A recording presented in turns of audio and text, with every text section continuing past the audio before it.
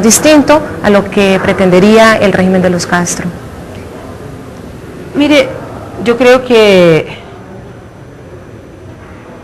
cuando nosotros hemos hablado de reencuentro en Chile, lo hemos hecho desde la óptica de que para que haya reencuentro en un país, tiene que enfrentarse a lo que ha pasado en el país.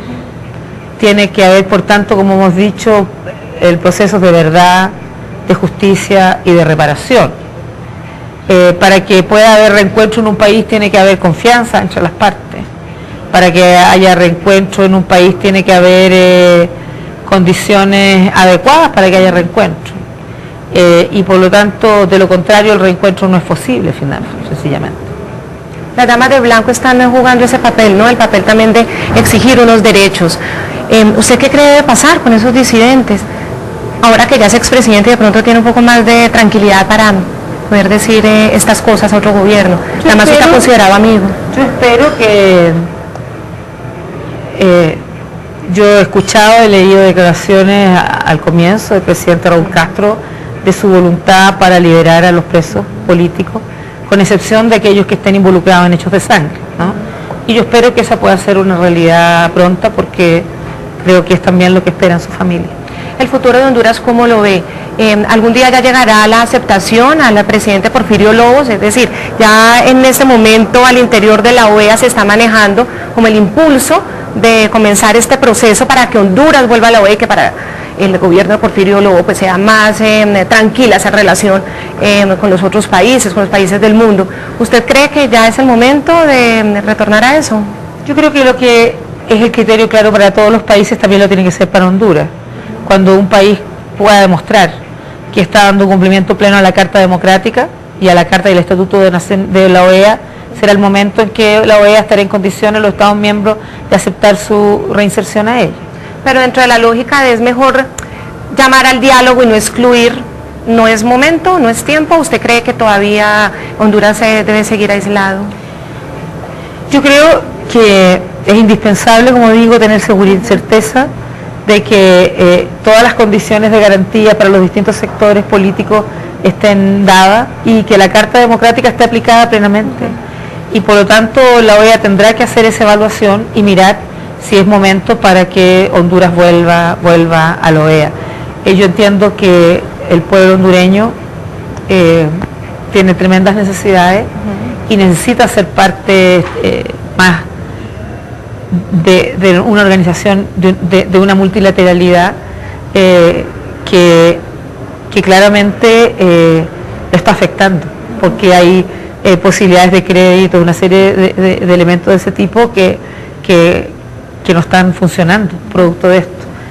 Pero creo entonces que es muy importante que el gobierno hondureño pueda demostrar que están cumpliendo a plenitud, y los estados que tengan dudas, a mi parece, y que no estén de acuerdo, creo que lo que corresponde es entonces decir cuáles son las condiciones que le pedirían y le exigirían a Honduras para que pudiera ser nuevamente un miembro pleno de OEA.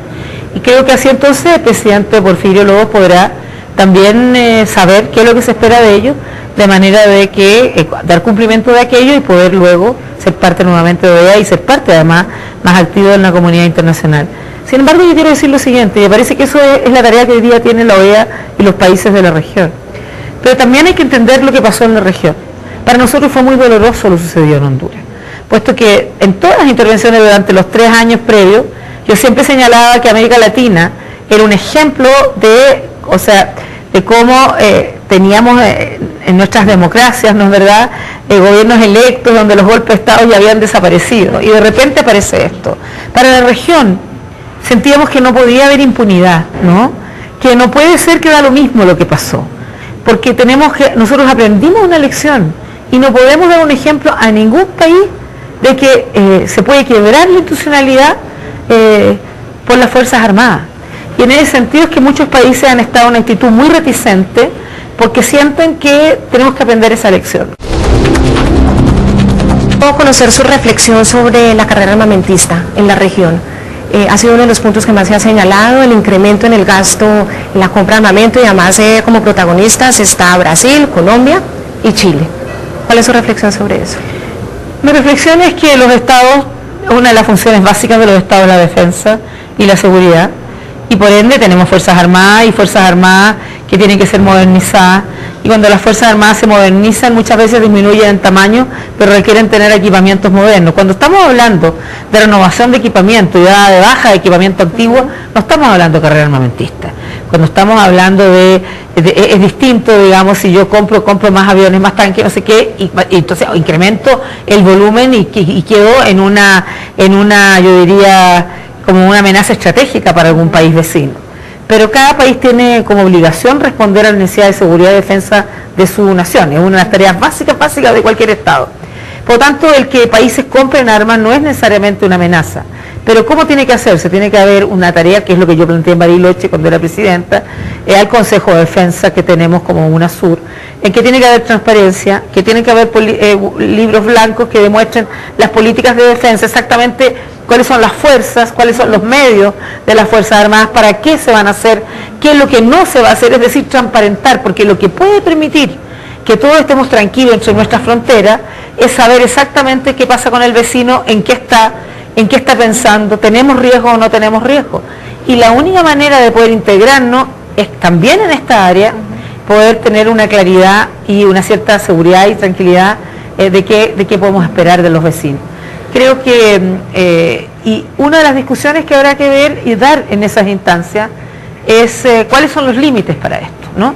Entendiendo sí que es una tarea esencial del Estado garantizarle a sus ciudadanos la seguridad y la defensa. Sí, pero en el caso de Venezuela la compra se basa, por ejemplo, en las armas y en los equipamientos militares ofensivos. Por eso yo creo que es importante que todo esto se pueda conversar, transparentar. Cuando yo era ministra de Defensa y si íbamos a comprar algo, antes de informarlo a la prensa, yo llamaba a los ministros de mis países vecinos y les informaba a ellos de manera de que ellos nos tomara por sorpresa, supieran exactamente de qué se trataba, cuál era el objetivo y cuál era el sentido. Y yo creo que todo lo que podemos hacer para dar mayor seguridad, pero tranquilidad también a nuestros pueblos, es esencial, incluido este tema como el de la compra de armas en una región. Señora expresidenta de Chile, Michelle Bachelet, me despido con la siguiente pregunta. ¿4 años no fue muy poquito? 4 años, bueno, no, 4 años fueron intensos. Y como pasa generalmente en los gobiernos que al final van bajando, no, en este caso nos tocó la tremenda tragedia del terremoto y por lo tanto terminamos trabajando un 400%. Pero yo creo que va a haber un momento en Chile que tienen que preguntarse, porque el gobierno del presidente Lago, el presidente fue y fueron 6 años. 6 años. Si el haber acortado el periodo a 4 años es una buena decisión o no. Yo tengo una opinión, creo que genera algunos incentivos que no son positivos en la política, pero yo quiero decir que más allá de si eran poquitos o más o menos, la verdad es que sabiendo que teníamos 4 años trabajamos con energía, con fuerza, con amor por el país para sacar las cosas adelante. Pero en ese marco de la ética y estética que usted menciona, ¿qué prefiere? ¿Reelección o 6 años? No, yo creo que la discusión tiene que hacerse al margen de las personas, sí, claro, de los potenciales gobernantes, y hay que evaluar los pros y los contras de si es mejor un periodo más largo o si es mejor una reelección. En muchas partes hay un periodo de 4 años con reelección por 4 años y nunca más en la vida, como es el caso de Estados Unidos, la verdad, y eso funciona bien, y serán los propios gobernados los que definan si lo hizo bien como para ser reelecto o no.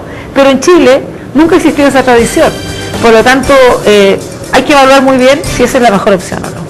Bueno, señora expresidenta de Chile, de verdad muchísimas gracias por su tiempo. Sabemos que es muy corto y no nos veíamos o encontrábamos desde el punto de vista periodístico desde que era ministra de Defensa, así que muchas gracias. Muchas gracias, Claudia, que esté muy bien. Muy buenas noches. Buenas noches. A todos nuestros televidentes, como siempre, www.ntn24.com, sus comentarios. Mañana a la misma hora, que descansen.